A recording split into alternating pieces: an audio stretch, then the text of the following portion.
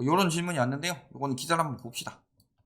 저점에서 6개월 정도 횡보한다면 필수여자들은 관심을 가져볼 만하다. 하반기가 시장 진입을 위한 좋은 시기로 보인다. 왜 자꾸 이런 이야기를 하느냐? 그렇네요. 일단은 요걸 봅시다. 과거에 상승기 때 잠깐 하락할 때 이런 이야기 많이 했었죠. 그때 막 전문가들 이름 나왔었죠. 대표적으로 이제 뭐 영끌 오적이라든가 그 외적으로 저기 기사에 많이 나온 사람들이 뭐 X 교수, 뭐 석 이런 교수들, 또 뭐 권모술수 권 교수님, 뭐 이런 사람들,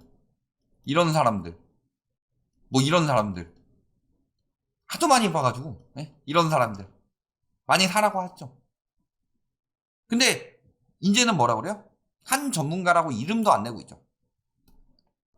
고점 대비 역시 한 전문가죠. 30% 이상 하락해서 바닥을 다지고 조정 대상 지역에서 해제된다면 부동산 시장이 상승 반전할 수 있다. 아마 이 전문가는요 100% 문재인 규제로 집값 올랐다 이렇게 말했을 사람이다. 근데 조정 대상 지역 해제하면은 또 오른대요. 고점 대비 30%밖에 안 떨어진다. 이렇게 고정해서 이야기하는데요. 웬만한데 30% 이상 떨어진 건 많아요. 그리고 바닥을 다지고 하락으로 갈지 바닥을 다지고 상승으로 갈지 몰라요. 근데 이게 자꾸 내년 하반기로 이야기하는 이유 뭐 이야기 더 있는데 이거 뭐 마저 보고 갑시다. 뭐 다른 사람은 뭐 26년 이후 뭐 이런 이야기 했다는데 뭐 나머지는 그거라고 하네요. 공급을 통해 가격 아직도 공급 이야기 하고 있죠. 그 다음에 규제 완화에 협조해야 된다. 규제 때문에 폭등했다는 사람들이 왜 자꾸 하락하는데 규제 완화하라고 그래요? 다 규제 때문에 폭등했다고 그랬잖아요, 옛날에. 그럼 하락하면은 규제 완화하면은 규제가 집값을 폭등시키는 요인이니까 하락은 완화는 집값을 폭락시키는 요인이죠. 그러면은 완화를 하면 안 되죠. 폭락하지 말고 연착륙 시켜야 되니까 규제를 더욱 강하게 해서 집값을 올리도록 만들어야 된다. 이렇게 주장해야 되는데 윤지에 와서는 규제 완화를 자꾸 하라 그래요. 그러니까 그렇죠. 사기치려면 가발이라도 쓰고 사기를 치든가 입에 침이나 바르고 거짓말을 하든가 폐쇄 전환이 진짜 너무한 거 아니냐. 일단 이런 것들은 보실 수가 있겠고요. 그 요인으로 가장 많이 이야기 나오는 게 뭐냐. 자 일단은 공급 이야기를 하는 인간들은 이제 다 끝났습니다. 지금 이제 금리 그 다음에 심리 그래서 이야기할 수 있는 것들은 이제 요 정도밖에 없겠죠. 그 다음에 네 번째 이제 규제. 그랬을 때 일단은 금리적 요인 내년 상반기에는 금리 인상 가능성이 높다. 근데 하반기에는 금리 인상 가능성이 낮다. 이렇게 보고 있는 거죠. 저 전문가들은 옛날부터 금리 예측이 틀렸죠. 한국은행 말만 믿었죠. 한국은행은 안심시키려고 하는 거고. 아니 올해 초에 금리 3%대까지 올라갑니다 하면 패닉 셀링이 일어났겠죠. 그거 못하게 하려고 했던 건데. 그런데 상반기에 금리 인상이 일어날 가능성은 높지만 적어도 하반기에 금리 인상 안 일어난다. 두 번째는 뭐예요? 가격적인 부분이죠. 가격적인 부분이 여기는 메리트가 없을 수 있어도 하반기 때쯤 되면은 심리가 살아날 것이다. 금리 인상이 멈추고 규제가 완화되니까. 역시 완화 가는데 완화는 누적이 되죠. 여기서 10개 완화하고 여기서 5개 완화했다고 해서 완화가 덜 되는 건 아니죠. 그러니까 완화가 더 돼 있다 라는 거죠. 근데 요 논리를 공급 때는 적용을 못했어요. 요때 5만 가구 공급하고 요때 2만 가구 공급하면은 5만 가구에다가 플러스 2만 가구가 되는 건데 5만 가구 때보다 2만 가구가 공급이 적으니까 공급 부족이다. 이딴 이야기 하는 인간들이 문제였던 거고.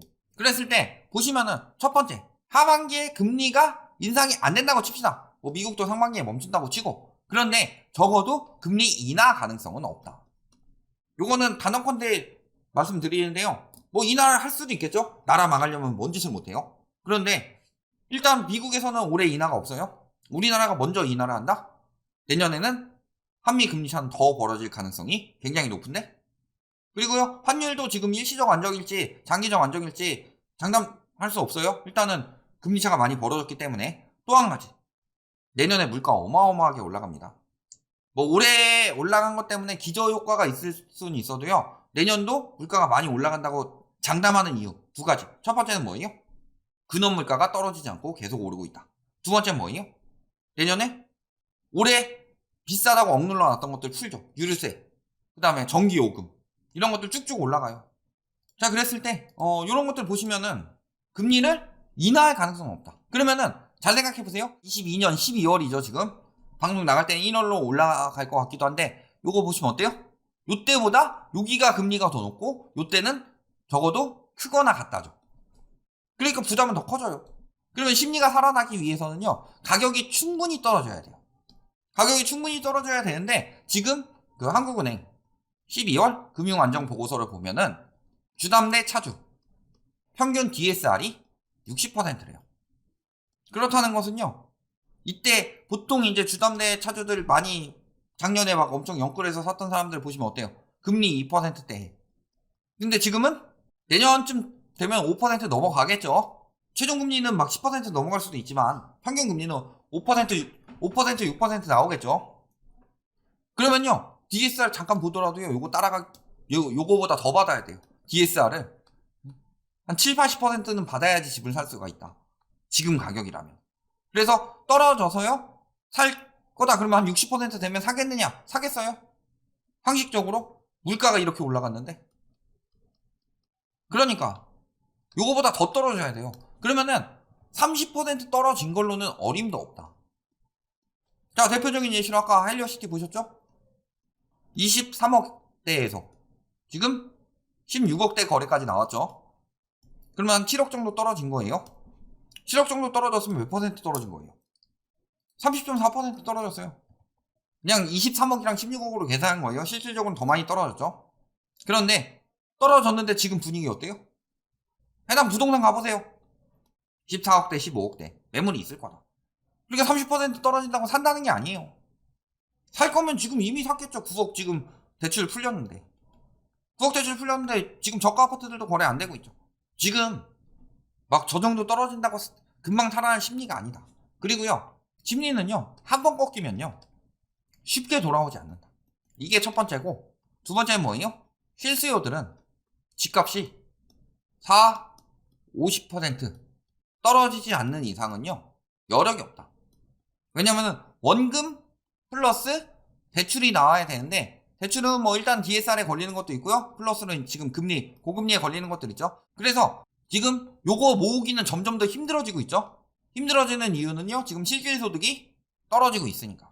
그러니까 이쪽은 이제 더 나올 수가 있느냐? 전보다 적어요.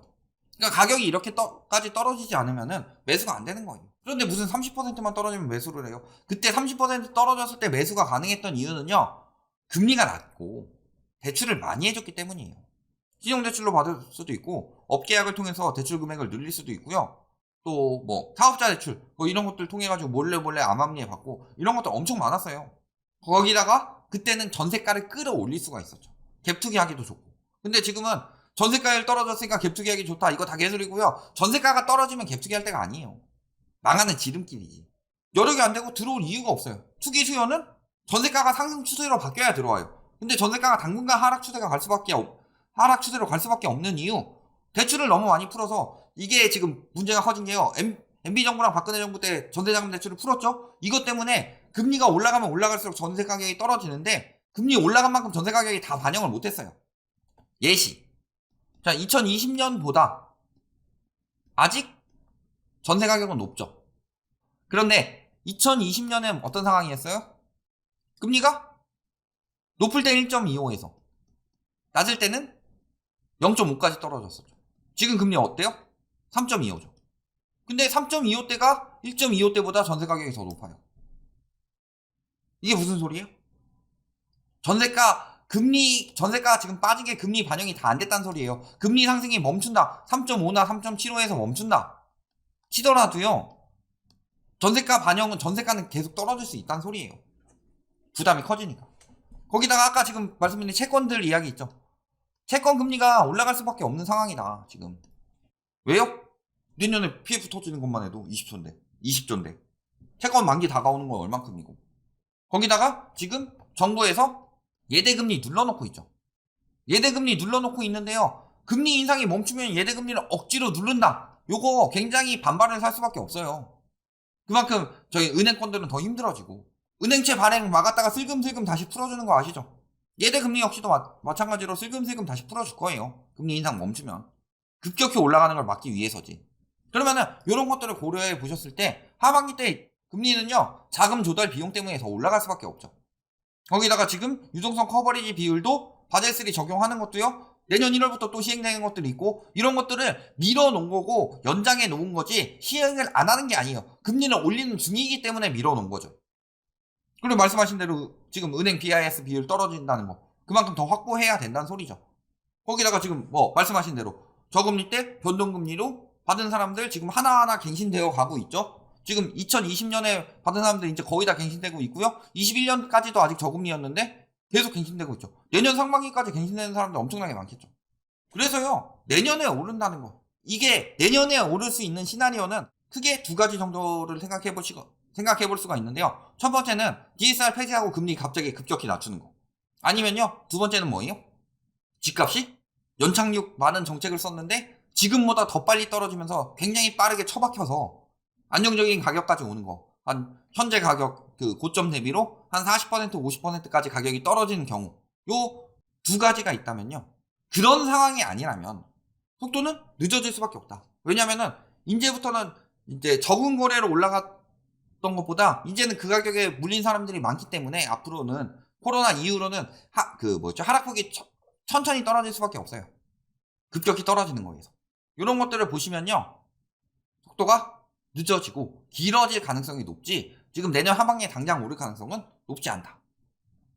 이렇게 보시면 되겠습니다.